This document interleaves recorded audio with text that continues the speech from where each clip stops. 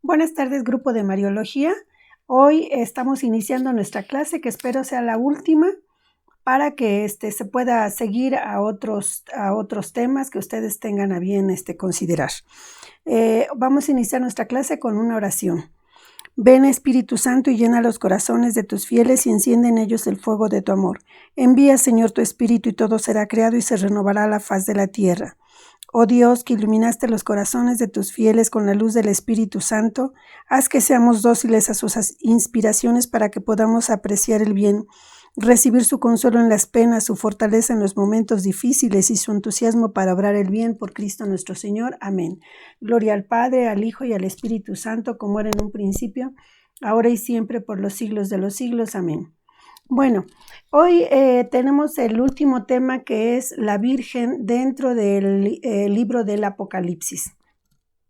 Para esto nosotros vamos a tomar como base el texto del capítulo 12 del Apocalipsis, en donde es la parte que está más frecuentemente mencionada como unido a la Virgen Santísima. Entonces vamos a iniciar. Primero vamos a hacer una consideración. ¿A qué se refiere esto? Vamos a considerar algo importante como fechas, ¿sí? Me gustaría, vamos a iniciar, les voy a leer el capítulo 12, quienes no lo hayan leído, por favor, si tienen la oportunidad, abran su Biblia, capítulo 12 del Apocalipsis, léanlo detenidamente para que ahorita que yo voy a hacer una explicación, pues ahora sí que breve, les sea a ustedes de mayor comprensión. Dice: visión de la mujer y el dragón. Apareció en el cielo un signo sorprendente, una mujer vestida de sol con la luna bajo sus pies y tocada con una corona de 12 estrellas. Está encinta y grita por los dolores del parto, por el sufrimiento de dar a luz. Apareció después otro signo en el cielo, un gran dragón rojo con 7 cabezas y 10 cuernos, que llevaba sobre sus cabezas 7 diademas. Barrió con su cola la tercera parte de las estrellas del cielo y las precipitó sobre la tierra. El dragón se detuvo delante de la mujer que iba a dar a luz para devorar a su hijo en cuanto naciera. La mujer dio a luz un hijo varón, el que ha de regir a todas las naciones con cetro de hierro, pero su hijo fue arrebatado y llevado hasta Dios y su trono.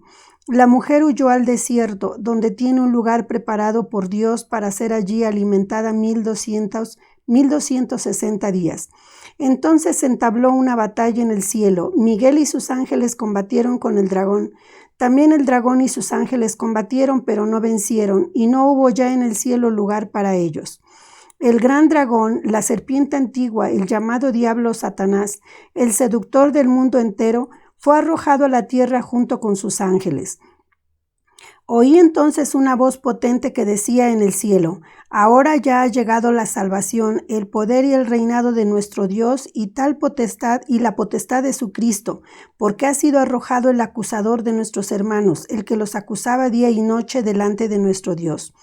Ellos lo vencieron gracias a la sangre del Cordero y al testimonio que dieron, de palabra y obra, porque despreciaron su vida ante la muerte. Por eso, regocijaos cielos y los que en ellos habitáis, pero ay de la tierra y del mar, porque el diablo ha bajado donde vosotros enormemente enfurecido, sabiendo que le queda poco tiempo. Cuando el dragón vio que había sido arrojado a la tierra, persiguió a la mujer que había dado a luz al hijo varón. Pero le dieron a la mujer las 2 alas del águila grande para volar al desierto, a su lugar lejos del dragón, donde tiene que ser alimentada un tiempo y tiempos y medio tiempo. Entonces el dragón vomitó de sus fauces como un río de agua cuando la mujer escapaba, con intención de arrastrarla con sus corrientes. Pero la tierra vino en auxilio de la mujer. La tierra abrió su boca y absorbió el río vomitado de las fauces del dragón. Entonces, despechado contra la mujer, se fue a luchar contra el resto de sus hijos, los que guardan los mandamientos de Dios y se mantienen firmes en el testimonio de Jesús. Bueno, pues esto es lo que nos dicen las Sagradas Escrituras. Permítanme un momento. Perdón, pero es que si no prendo los focos, ya no leo bien. Bueno, entonces dice, esto es lo que nos dicen nuestras Sagradas Escrituras. Entonces ahora vamos a empezar un pequeño análisis. Normalmente se ha visto el Apocalipsis como es el libro del Apocalipsis, que es uno de los géneros literarios de las Sagradas Escrituras, y otros lo ven como un libro profético. Realmente nosotros lo tenemos que ver no como un libro que pues nos cause temor, nos cause así como que la angustia, como nos los han tratado de presentar en muchas ocasiones, que es algo que va a suceder, que nos habla de todas las catástrofes que va a haber al fin del tiempo. En realidad es un libro que un libro de esperanza. Un libro que era San Juan estaba tratando de darles a todos los cristianos en esa época en que fue escrito el Apocalipsis un mensaje de esperanza. Aquí vamos a ver, por ejemplo, las épocas. El Apocalipsis se estima que fue escrito aproximadamente en el año entre el 64 y el 90 después de Cristo. Recordemos que el Evangelio de San Juan también es escrito entre el 90 y el 100 después de Cristo, o sea que uno fue después del otro inmediatamente. Se estima que el libro del Apocalipsis es escrito cuando San Juan estaba desterrado en la isla de Patmos. Aquí en el inicio del Apocalipsis nos dice que estando un día en el día del Señor. ¿Cuál era el día del Señor? Un día domingo, ¿verdad? Un día en que se celebraba la resurrección del Señor. Él tiene un éxtasis en donde tiene la revelación de todo lo que escribe en el Apocalipsis. Entonces, vamos a ver. ¿Cuándo fue escrito este libro? Él escribe el Apocalipsis después de que ya es destruido el templo de Jerusalén y que son, de hecho Jerusalén es arrasado por Tito, capitán de los romanos, que llega, o general de los romanos, que es el que llega y acaba con Jerusalén. ¿Por qué? Porque los judíos se habían rebelado aproximadamente como en el año 66, ellos se habían rebelado contra los romanos, y entonces pues tuvieron un poco tiempo en que ellos se habían deshecho de la autoridad romana, pero en el año 70, sí, en el año 70 aproximadamente, llega Tito con su milicia, arrasa Jerusalén, y no solamente destruye a Jerusalén, sino el templo, el segundo templo que habían construido los judíos, es destruido. Recordemos que entonces todo lo que es el Sanedrín, todo lo que es la autoridad judía, se retira a la parte de Yamnia, y desde allí está tratando de seguir pues comandando a los judíos, pero realmente Jerusalén está destruida. Entonces, aquí vamos a empezar a ver por qué estamos hablando por esas épocas estaban las persecuciones. Vino la de Nerón, vino la de Diocleciano, que es una de las más crueles, sangrientas para las primeras comunidades. Y se escribe el Apocalipsis como tratando de darle esperanza a todas esas, a las primeras comunidades que estaban siendo tan perseguidas. Entonces aquí podemos ver que realmente no es una cuestión de terror o que nos estén tratando de presentar como que fue algo criminal o que es algo que nos está diciendo algo tan terrible que nos va a pasar. Como nos los han tratado de presentar en algunas ocasiones. Sí es cierto que la historia es cíclica, o sea, es algo que se repite. De ahí nosotros podemos sacar una enseñanza de que lo que de alguna manera está hablando San Juan que sucedió al pueblo de Jerusalén, a los judíos que no habían creído en Jesús, que no solamente no habían creído, sino que buscaron la manera de darle una muerte tan ignominiosa. Sucede después que es escrito el Apocalipsis. Bajo esta visión, pues podemos realmente descubrir que lo que los hermanos separados siempre nos están atacando, que en el Apocalipsis habla de la iglesia como la gran ramera, Pues no es así, porque realmente ellos con esto nos están manifestando su poco conocimiento realmente de lo que es el estudio de las Sagradas Escrituras, un poquito con visión, con fundamento histórico, ¿verdad? Porque para ese entonces, pues la iglesia era cuando estaba haciendo, o sea, era, como dicen, era semilla de gente santa, de gente mártir. No había cuestión de que hubiesen fallado. La iglesia estaba incipiente, por así decirlo, ¿no? Entonces, quien aquí no podía haberse llamado, entonces, San Juan no llamó la gran ramera a la iglesia, sino que llamó la gran ramera al pueblo judío, que había hecho alianzas, pues ya la había hecho en su momento con Egipto, ya la había hecho en su momento con los, ¿cómo se llama? Con los asirios, con los babilonios. Entonces, de ahí había nacido en determinado momento la caída también del pueblo, y en ese momento habían hecho alianza también con los romanos, ¿no? Porque realmente el Sanedrín se regía siempre tratando de mantener sus privilegios en el dominio romano. Entonces, a ellos son a los que se está refiriendo, en este caso, el Apocalipsis como la gran ramera, o sea, un pueblo que había hecho alianzas, que había traicionado al Dios verdadero en aras de mantener sus privilegios y mantener las alianzas que tenía con otros pueblos. Por eso, a eso se refiere que lo ha traicionado, ¿sí?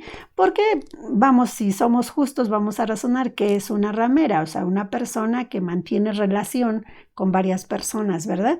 En este caso, los judíos, el pueblo judío había mantenido alianzas, uniones para mantener privilegios con otros pueblos, y de alguna manera había traicionado la fe verdadera, al Dios verdadero, porque por eso hablamos en la clase anterior, donde vimos las bodas de Caná, cómo habla de la ley judía o la ley mosaica que estaba manifestada en esas tremendos trastes de piedra, donde hacían sus purificaciones los judíos, ¿verdad?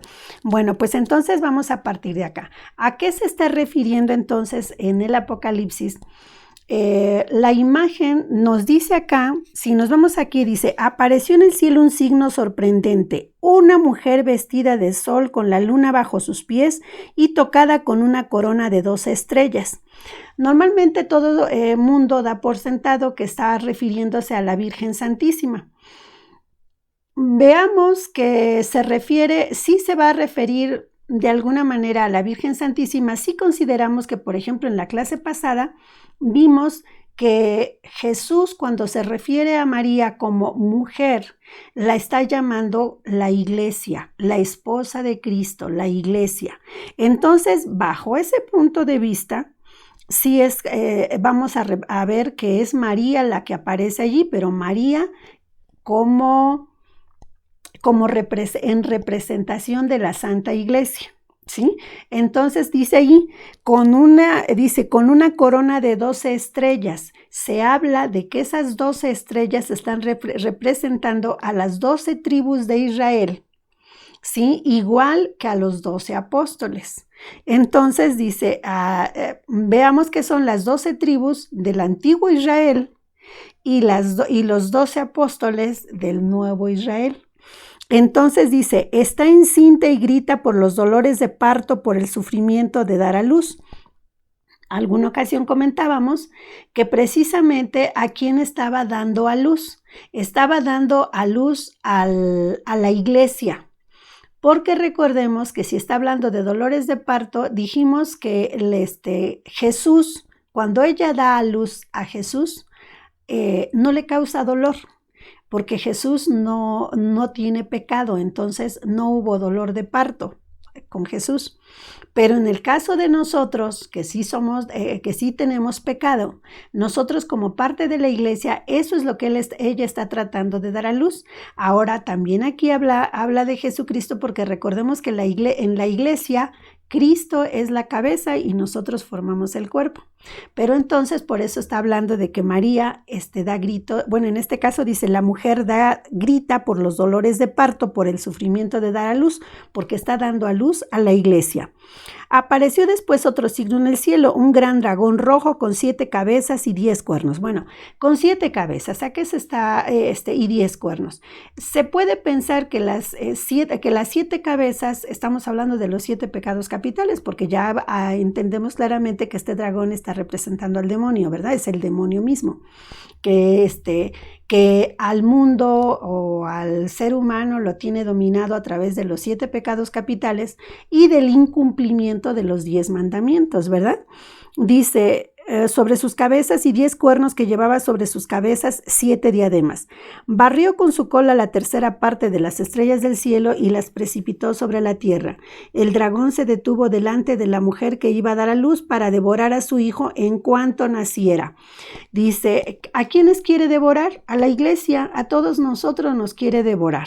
La mujer dio a luz un hijo varón, o sea, está hablando que como hombre es nacido Jesús. Sí, nace y entonces al ser hombre, él es cabeza de la iglesia. Y dice, el que ha de regir a todas las naciones con cetro de hierro. O sea, este hijo hombre que nace es el que va a regir, porque recordemos que él es nuestro Dios. Dice, pero su hijo fue arrebatado y llevado hasta Dios y hasta su trono. Ahí está hablando de que ya Jesús es resucitado, muerto y resucitado para ser llevado hasta Dios y su trono. La mujer huyó al desierto, donde tiene un lugar preparado por Dios para ser allí alimentada 1260 días. Entonces entabló una batalla en el cielo. Miguel y sus ángeles combatieron. Bueno, entonces ahí ya nos habla de la lucha que mientras está en el desierto, la mujer, es la lucha tan grande que se desarrolla entre el mal, que es Satanás, entre Dios, que es el bien, en este caso Jesucristo, y nos está hablando de que dice, y sus ángeles combatieron con el dragón, pero no vencieron. ¿Qué quiere decir? ¿Se acuerdan que dice que la llevó al desierto? ¿Se acuerdan que nosotros cuando rezamos la salve decimos que estamos en un desierto? Nosotros en la tierra estamos en un desierto, en el desierto, en el valle de lágrimas, ¿sí? Bueno, entonces dice, y no hubo, pero no vencieron y no hubo ya en el cielo lugar para ellos. El gran dragón, la serpiente antigua, el llamado diablo Satanás, el seductor del mundo, fue arrojado a la tierra junto con sus ángeles. Y dice, oí entonces una voz potente que decía en el cielo, ahora ya ha llegado la salvación. Bueno, allí nos sigue hablando de otras presentaciones de la lucha de Dios contra el mal. Dice, Dios vence al mal, y por eso nos dice aquí, Cristo, dice, y la potestad de su Cristo, porque ha sido arrojado el acusador de nuestros hermanos, el que los acusaba día y noche delante de nuestro Dios. O sea, es Dios el que vence al demonio. Ellos lo vencieron gracias a la sangre del Cordero y al testimonio que dieron de palabra y obra, porque despreciaron su vida ante la muerte. ¿A quién se está refiriendo acá? Dice que dentro de los que estamos en la tierra habrá quienes no son fieles al Señor, que son los que sí gana para sí el demonio, y los que son fieles al Señor, que son los que vencen al mal gracias a la sangre del Cordero, quienes hicieron buen uso de la redención de la sangre del Cordero y viven en unión y en fidelidad a Dios, entonces esos son los que lo van a vencer también al demonio. Porque despreciaron su vida ante la muerte. Ahí entran los mártires sobre todo. Por eso regocijaos cielos y los que en ella habitáis, pero hay de la tierra y del mar, porque el diablo ha bajado donde vosotros enormemente enfurecido, sabiendo que le queda poco tiempo. O sea que el demonio por eso es una lucha terrible y que trata por todos los medios de llevarnos, de atraernos hacia él, porque sabe que le queda poco tiempo, ¿sí? Recordemos ahorita que por eso dentro de nuestras oraciones continuas siempre estamos pidiendo el triunfo del Inmaculado Corazón de María y de Jesús, porque cuando ellos triunfen, el mal está siendo dominado nuevamente. Cuando el dragón vio que había sido arrojado a la tierra, persiguió a la mujer que había dado a luz al hijo varón, pero le dieron a la mujer las 2 alas del águila grande para volar al desierto, a su lugar, lejos del dragón, donde tiene que ser alimentada un tiempo y medio tiempo. Ahí nos dicen que se está tratando de decirnos que son 3 años y medio aproximadamente. La verdad es que esto de los tiempos, recordemos que en todo, tanto en el Evangelio como en el Apocalipsis, habla de manera simbólica. O sea, aquí yo la verdad me declaro ignorante, no sé a qué se refiere con esto de 3 años y medio. Dice, entonces el dragón vomitó de sus fauces como un río de agua, cuando la mujer escapaba con intención de arrastrarla con su corriente. Pero la tierra vino en auxilio de la mujer, y la tierra abrió su boca y absorbió el río vomitado de las fauces del dragón, y entonces, despechado contra la mujer, se fue a luchar contra el resto de sus hijos. ¿Quiénes son el resto de sus hijos? Si ya el hijo primogénito, que es Cristo, ya fue elevado al cielo, Cristo ya venció al dragón, ya venció al pecado, ya venció al mal, venció a la muerte. ¿Quiénes son los demás hijos a los que viene a combatir el demonio? Pues somos la iglesia, ¿sí? Los que guardan los mandamientos de Dios y se mantienen firmes en el testimonio de Jesús. Entonces ya está hablando de la gran persecución que va a seguir a los que son fieles a la iglesia, o sea, la persecución a la iglesia. Y en clases anteriores hemos hablado de la gran persecución que está viviendo la iglesia aún en nuestros tiempos, ¿sí? Está viviendo, en esos momentos, San Juan estaba hablando de la persecución que estaban viviendo las primeras comunidades, los cristianos fieles, porque recuerden que muchos, pues mejor se retiraron de la iglesia, muchos preferían ofrecer sacrificios al emperador antes que perder la vida, pero había quienes se mantenían fieles al Dios único, y entonces, pues muchos de ellos, fueron miles, fueron, masacrados, murieron en un terrible martirio, y entonces a ellos es a los que se estaba refiriendo. Entonces, por eso decíamos que si nos damos cuenta, ¿qué es lo que les está dando acá? Al decirle que la mujer no es destruida por el dragón, ¿sí? Que la mujer es llevada al desierto, pero de ahí es rescatada con alas de águila, es protegida, es salvada, y que solamente es salvada por aquellos que son fieles a Dios. En este caso se está refiriendo a la iglesia, a aquellos que se mantienen fiel a la iglesia, en este caso a los sacramentos, que viven en fidelidad a Dios.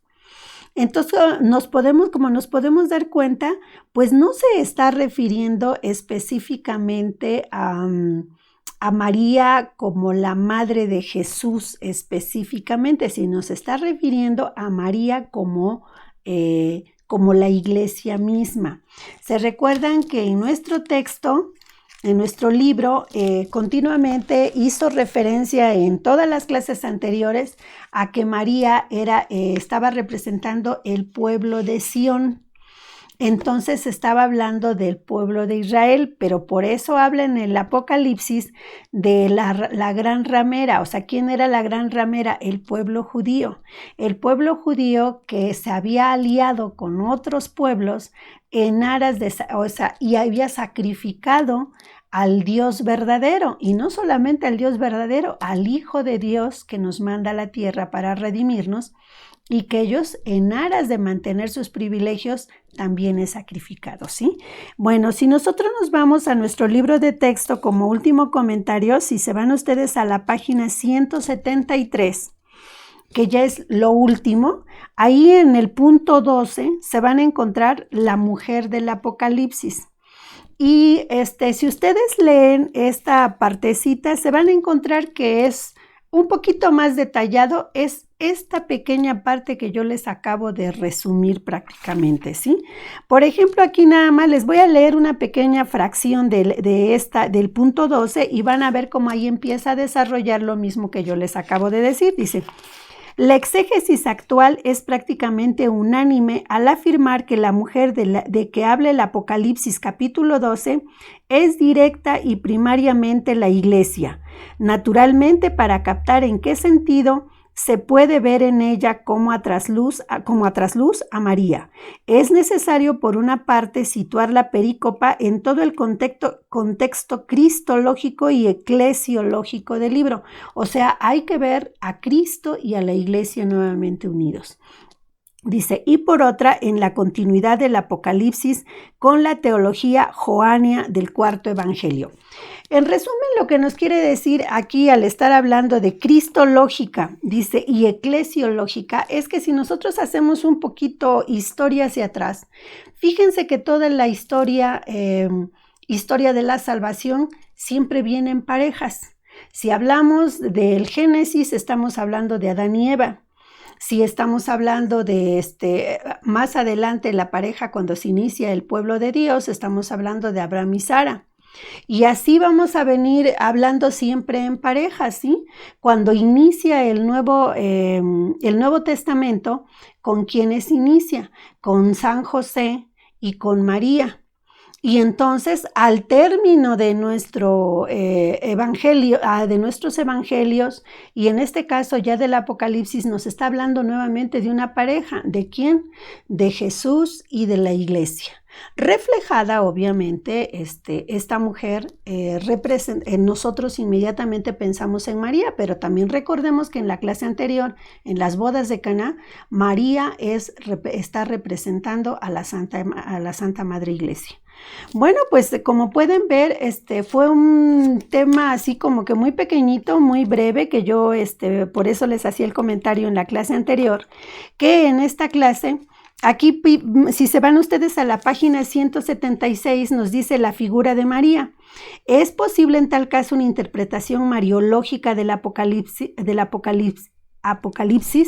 Muchos autores lo niegan y pueden tener razón si se detienen únicamente en este libro como si fuera independiente y no lo relacionan con el resto de la teología joánea. Sin embargo, si se profundiza en el conjunto de la teología de Juan, se puede descubrir ese doble nivel de profundidad, o sea, la mujer como el pueblo de Dios, la mujer como María que representa al pueblo de Dios.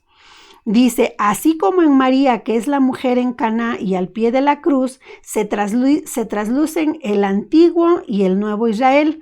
Así en la mujer del Apocalipsis, la Iglesia se trasluce la figura de María. He aquí el ejemplo de, bueno, ya esto es otro comentario.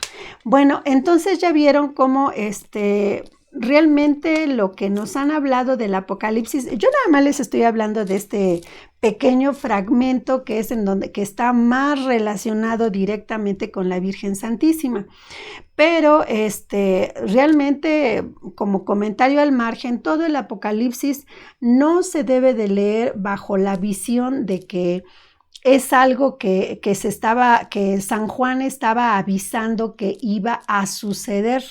Él está hablando de lo que ya sucedió, porque hay unas partes del Apocalipsis donde nos dice, ha sido destruida la gran ramera. ¿A quién se estaba refiriendo? Había sido ya destruido el pueblo de Israel, había sido destruido el templo de Israel. Al destruir el templo de Israel, el pueblo ya está acabado, ya no hay, para los judíos cuya fe estaba en lo que era el templo de Israel, ya no tienen nada. A eso se refiere San Juan cuando dice la gran ramera ha sido destruida. Mas no está hablando de que la Iglesia católica como tal va a ser destruida. Perseguida sí, porque recordemos que toda la historia, como les decía al inicio, es cíclica. La historia se vuelve a repetir. Finalmente, los errores que en su momento cometieron los judíos dentro de su época son errores que se vuelven a cometer en la actualidad, y no precisamente a veces por la Iglesia en sí, sino En este caso, por ejemplo, ¿quiénes eran la bestia que, como dice, que dominaba al pueblo? ¿Quién era la bestia? Pues la bestia que dominaba al mundo. Dice, en este caso estaba representada por los romanos, porque era el que dominaba todo el imperio, ¿no? O sea, esa es la situación. Igual que ahora podemos decir, bueno, pues hay lugares que, países, agrupaciones que dominan al mundo en realidad, ¿sí? Bueno, entonces volvemos a ver, la historia al ser cíclica, sí podemos ver el Apocalipsis como una cuestión profética, ¿verdad? Algo que va a suceder, pero no precisamente el Apocalipsis fue escrito con miras a algo que iba a suceder, sino a algo que ya había sucedido. Y fue escrito con el objeto de dar esperanza a todos los que eran perseguidos, a todos los cristianos de las primeras comunidades que eran perseguidos, porque por eso hablaba del triunfo del Señor contra la bestia. Bueno, pues con esto concluimos nuestra clase, y no solo nuestra clase, sino también nuestro curso de Mariología.